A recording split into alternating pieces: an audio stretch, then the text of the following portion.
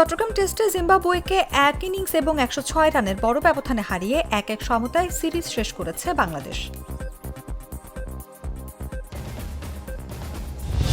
জিম্বাবুয়ের বিপক্ষে ম্যাচ সেরার সঙ্গে সিরিজ সেরার পুরস্কার হাতে তুলে নিয়েছেন অলরাউন্ডার মেহেদী হাসান মিরাজ।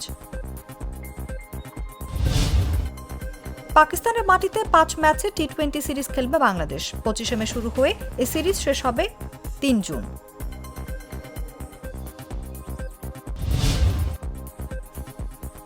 ডেম্বেলের ৪ মিনিটের গোল চ্যাম্পিয়ন্স লিগের সেমিফাইনালের প্রথম লেগে আর্সেনালকে তাদেরই মাঠে ১-০ গোলে হারিয়েছে পিএসজি।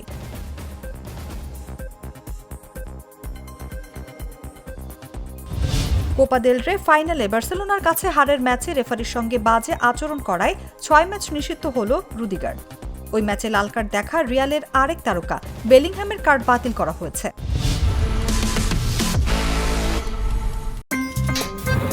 আমার একটা স্মার্ট সিদ্ধান্তে 25% গ্যাসের খরচ কমেছে। ভাবছেন কিভাবে?